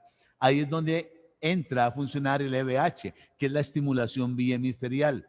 En el aula tiene un estado mental distinto al que tiene en el cine, porque para el cerebro lo único importante es lo que estimula los dos hemisferios. Para el cerebro no es importante tanto una fórmula matemática o estudios sociales como un cómic. Es lo que le mueve los dos hemisferios. Ahora, si tenemos el mismo estado mental, las condiciones bihemisferiales en un aula y en una forma de aprender para un chico de estos, lograremos, como lo hemos demostrado en cientos de estudios, y esta es una de las especialidades que tenemos en la parte educativa, ahora podemos lograr resultados asombrosos en chicos con diagnósticos de déficit de atención, de hiperactividad, inclusive de Asperger, de una serie de otros tipos de calificaciones, lo cual respetamos mucho, pero ahora lo que hacemos es que explotamos la atención que sí sabe poner, su memoria y su aprendizaje maravilloso y extraordinario, y el estado mental que tiene cuando está en una de estas condiciones que le encantan y le gustan, ahora lo asociamos y creamos mediante programaciones neurolingüísticas, conexiones sinápticas mediante los neurotransmisores para asociar el estado mental de gusto y placer al que no tenía gusto y placer. Y los resultados son terriblemente asombrosos. Podemos seguir tal vez con la, si hay más preguntas. Sí, más bien tenemos bastantes preguntas, pero ahora le va a tocar de nuevo el turno a don Luis Alberto. Le tienen aquí una pregunta que dice, sin ser políticamente correcto, ¿verdad? ¿Considera una buena planificación del Poder Ejecutivo para la toma de decisiones con respecto a la pandemia? Y otra pregunta adicional. ¿Considera que la gobernanza tiene oportunidad de alcanzar acuerdos cuando existen influencias del poder político que no buscan alcanzar el bien común sin tener el control del poder, cooptando la gobernabilidad y ampliando el problema de agencia, creando políticas públicas que no reflejan las necesidades reales para el desarrollo más que las de los grupos de interés político? Ahí le dejo dos preguntitas. Y luego pasamos de nuevo. Me imagino que en esta segunda no hay una opción B, ¿verdad? Una más sencilla. Con mucho gusto. A ver, vamos a tratar de abordar eso rápidamente, porque es de una enorme complejidad y importancia ambas. Pero empiezo por la de la salud. Creo que ya de alguna manera me refería a eso. Sí, sí, yo creo que el desempeño del Poder Ejecutivo en la atención de la pandemia es bueno, a pesar de que nadie en el mundo entero puede decir que tiene experiencia en eso. Por eso mencionaba durante mi exposición la conveniencia de revisar en la gobernanza multilateral la posibilidad de contar con esos estándares. Y dije, construyendo a partir de la OMS, no estoy sugiriendo la eliminación de una entidad que en la gran mayoría de los casos ha sabido responder. Esa gobernanza mundial con estándares comunes debería hacernos preparar a todos. Se ha venido diciendo inclusive que la pandemia y los efectos representan el fin de la globalización, casi como si la globalización fuera per se uno de esos demonios sueltos, tan suelto y tan demoníaco como el virus mismo. Yo pienso todo lo contrario sobre eso, aunque nadie me lo esté preguntando. La cooperación internacional que se da en el marco de la globalización, por ejemplo, para compartir buenas prácticas, experiencia, conocimiento desarrollado en las últimas semanas a propósito del tratamiento y control de las personas infectadas con la COVID-19, no es sino resultado de las relaciones que existen entre los países y las formas de cooperación. Esa es una virtud de la globalización que no va a terminar y que va a propiciar de nuevo el análisis en las instancias, en todos los niveles de las instancias internacionales, cuáles son sus aportes. Por lo tanto, en el caso costarricense, la reacción del gobierno de Costa Rica es resultado de muchos años de inversión en la seguridad social, en la prevención efectiva de las enfermedades infectocontagiosas, de todos los males y padecimientos que un país viviendo en el trópico como nosotros tenemos, con altísimos niveles de humedad, con una estación lluviosa más desdibujada ahora que antes, pero bueno, así que creo que ha sido una buena gestión. Y en cuanto al bien común y gobernanza, yo no puedo evitar volver sobre tiempos pasados cuando, colaborando como funcionario del Instituto Interamericano de Derechos Humanos en reformas políticas y fortalecimiento de los organismos electorales, en la materia de reformas políticas siempre poníamos el énfasis en el financiamiento de los partidos políticos y las campañas electorales. Cuando uno con el sentido común distingue que en la formulación de políticas públicas, en algunos casos, no en todos, es como muy evidente que se pudo hacer algo mejor. Cuando se hace algo, cuando de toda la política pública no se promulga, es aún peor. Tiene que empezar a buscar qué puede haber detrás de las decisiones, tanto en el Ejecutivo como en el Legislativo. Y no quiero meterme con el judicial, que no lo exonero de eso. Es decir, no siempre las políticas públicas son efectivas, no siempre son eficaces y mucho menos siempre son oportunas. No lo son. Pero si la sensación que a la ciudadanía de proporciones significativas le queda de que la política pública obedece a intereses particulares, a la atención de grupos que se privilegian sus intereses o no, bueno, siempre queda la manera de tratar de erradicar o de impedir que se produzcan los efectos que se presumen no deseados, desde los mecanismos del control del gasto público o de la legalidad de las decisiones o aún la judicialización de esas decisiones. Pero aparte de eso, hay un poquito que pensar en cómo se financian las campañas electorales, especialmente en un país como el nuestro, que tiene un financiamiento mixto, el privado, de fuentes privadas para las campañas electorales, muy poco regulado, a mi juicio, y el financiamiento estatal, la así conocida deuda política, extremadamente regulado y afortunadamente muy transparente, porque tenemos una entidad como el Tribunal Supremo de Elecciones que es realmente un lujo nacional, aunque los costarricenses la damos por descontada.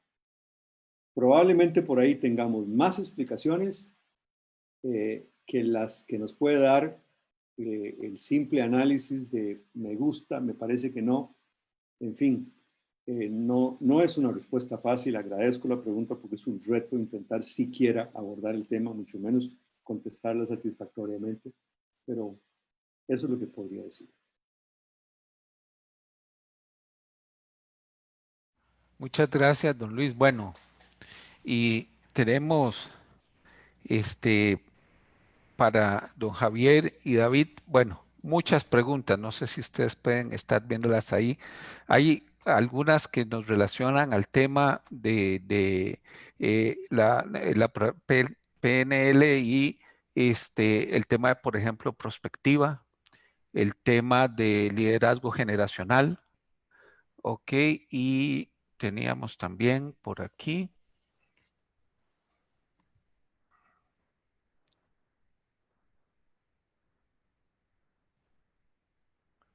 Y el pensamiento crítico. Tal vez para hablar un poquito de esas tres relaciones, porque en realidad hay todavía una gran cantidad de preguntas que podríamos tal vez hacer más bien una reflexión final, tanto después de estas dos preguntas de cierre de don Luis como de Javier y de don David, pero sí nos podría dar aquí a las 8 de la noche con la lista de preguntas que tenemos. Así que adelante, por favor. Bueno, a nivel generacional, ¿verdad? Cómo el Baby Boomers va a trabajar ahora con el Centennial y el Millennial. Aquí con la PNL, eso es un arte, se desarrolla, ¿verdad? En toda comunicación, siempre, y ahí estaba viendo otra pregunta por ahí, ¿qué pasa si lo que estamos buscando es totalmente, en el rapport me doy cuenta que lo que tiene la otra persona es totalmente contrario diametralmente a mis objetivos? Aquí es el arte de negociar, es el arte siempre de brindar un beneficio para obtener algo, siempre de brindarlo primero. Y siempre habrá un camino. Siempre habrá una manera de comunicar, por más hermética, por más ortodoxa que sea la posición de las otras partes o de la otra parte, sea una organización o sea una persona. El arte de lograr encontrar qué necesita esa persona nos va a abrir el portillo para ahora poder obtener también lo que necesita mi parte o yo como parte. Es todo un arte. Ahora, si soy de las generaciones de los 60 o los 70, inclusive de los 50, y ahora estoy coordinando, estoy trabajando, estoy ahora delegando, y ¿por qué no? Estoy también bajo las órdenes de un millennial. ¿Cómo hago eso? Eso es todo un arte que ahora estamos casi obligados a hacerlo. Y eso se va a empezar a dar. Estamos viendo ahorita cómo gente joven tienen puestos muy importantes y decisivos, como gente con 23, con 25, con 28 años, ¿verdad? ¿Cómo hacemos para comunicar? Ese es parte del arte. La PNL ofrece las herramientas para lograr tener un consentimiento, para lograr alcanzar acuerdos, para lograr tener esa química para poder alcanzar ahora una polaridad totalmente poniéndonos en el lugar de la otra persona. Como les decía hace un rato, es 50% ciencia y después lo otro es todo el arte. Es todo un arte. Cuando uno aprende a pintar, pues le dan las pinturas y le dan los pinceles y le dan algunas instrucciones. Lo demás ya ahora es la forma en que yo lo desarrollo. La PNL ofrece esa forma, esa manera de entrenar nuestra mente para poder ser todoterreno en negociación. todo terreno en cualquier circunstancia. Y siempre habrán oportunidades, siempre habrán puntos a favor, siempre los habrá en contra, pero es como enriquecer y engrandecer esos puntos a favor. Ahí es donde el arte de la comunicación en la mente inconsciente y de manera bihemisferial ahora se desarrolla, alcanzando resultados verdaderamente asombrosos. Muy bien, y creo que había una preguntita con respecto al pensamiento crítico. Bueno, en efecto, la PNL es compatible y tiene que ver mucho con esto. Como les comentaba hace un momento acerca de su definición, la PNL busca encontrar respuestas, ¿verdad? Pero enfocándonos desde logros, desde el éxito, desde cómo personas logran una cosa alcanzar otras. Y en efecto, todo, como les decimos siempre en todas las charlas que impartimos, le decimos a la gente, lo primero, en los cursos, en las certificaciones internacionales que damos todo, le decimos a la gente, vea, por favor, no crea absolutamente nada de lo que le decimos. Vaya con sus propios recursos, con su propia experiencia, vaya, lo practica, lo prueba, lo vive, lo pone a prueba. O sea, ve a ver si es verdad o no. Y sí, así es como funciona, que las personas automáticamente, conforme van aprendiendo cómo funciona su mente, su cerebro, obtienen los resultados que en efecto están buscando. Así de simple. La PNL es una herramienta que estudia el éxito. Muy bien, excelente. Más bien, muchísimas gracias. Hemos tenido una participación de más de 170 personas, ¿verdad? Así que ha sido una actividad bastante productiva y siguen llegando aún las preguntas.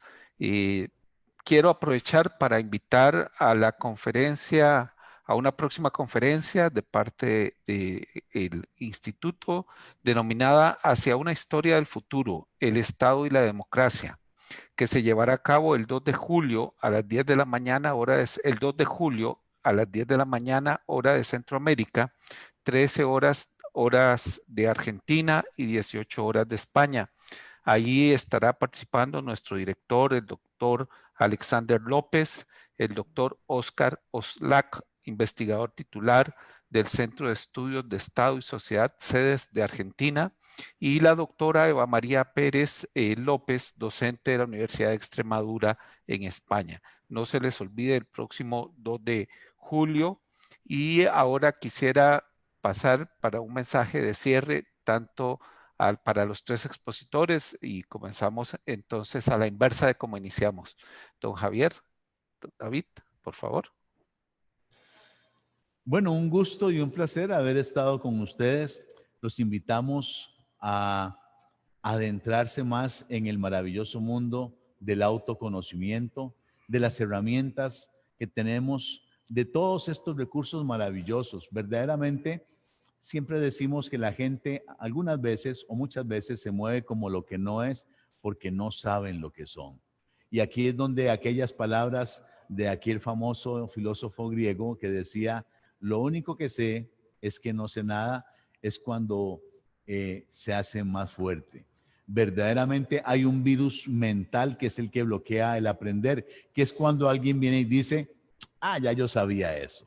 Cuando alguien piensa y dice, ya yo sabía eso, se está dando una orden inconsciente de no aprender. ¿Por qué? Porque ya él sabía eso. Lo mejor es abrir la mente al conocimiento y aunque uno haya escuchado algo, siempre poner atención a todo este tipo de aprendizajes y a lo que podemos aprender de las demás personas y pasar de un sábelo todo a un apréndelo todo. Todo lo bueno para ustedes. Un gusto y un placer. Y de nuevo, muchas gracias de corazón para nosotros poder compartir con ustedes. También parte de la idea del día de hoy es despertar ese interés, esa curiosidad por empezar a aprender cómo funcionamos. Porque uno va a la escuela, al colegio, a la universidad, saca muchísimas títulos, carreras, posgrados, etcétera, y está muy bien, eso es excelente y es de admirar, pero casi nadie nos enseña cómo funcionamos nosotros, cómo funciona nuestra mente, cómo funciona nuestro cerebro. Y la idea, de hecho, de este maravilloso convenio que tenemos con el ICAP es traer esa parte y educar a las personas también en aprender a manejar su mente, sus emociones y manejar y poder utilizar ese maravilloso potencial que todos tenemos, pero que no sabemos cómo utilizar. Esa es la idea maravillosa que queremos compartir el día de hoy con ustedes también. Y de nuevo, un honor y un placer poder compartir con ustedes y estamos para servirles de corazón. Muchísimas gracias. Don Luis, por favor. Muchas gracias a todas las personas que nos han acompañado. De verdad que es un honor, como dicen don Javier y don David, haber tenido la oportunidad de dirigirnos a ustedes y escuchar sus preguntas y abordarlas. Y la verdad, miren, yo no tengo nada que ver con el mercadeo de esta actividad que don Oscar nos anuncia, el curso de alta especialización, pero sí puedo confiarles que conozco la malla curricular y la verdad, con honestidad total, yo no había visto una cosa así antes. Es una malla curricular compuesta desde esta alianza de virtuosos entre el ICAP y Human Excellence, que contiene una serie de temas de la mayor importancia, de la mayor actualidad, y la verdad que a mí me parece que es una de esas cosas imperdibles, sobre todo para todos aquellos que estamos comprometidos con la construcción del bien común, con la construcción de la mejor forma de gobierno posible, con el acceso a todas las oportunidades para todas las personas, para el cese de todo tipo de discriminación, en fin, para hacer de este mundo un lugar mejor a donde vivir. Muchas gracias por su compañía.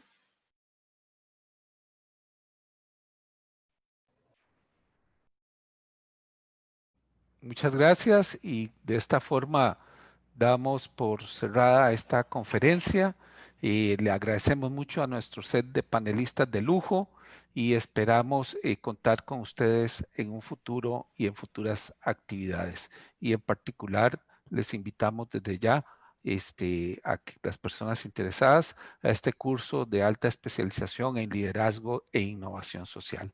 Muchas gracias y muy buenas tardes y muy buenas noches a las personas que nos acompañan más hacia el sur y también buenas tardes hacia el norte, porque hemos tenido una amplia participación, alrededor de 8 o 9 países los que pude contar. Muchas gracias. Hasta luego. Buenas noches. Muchas gracias. Gracias.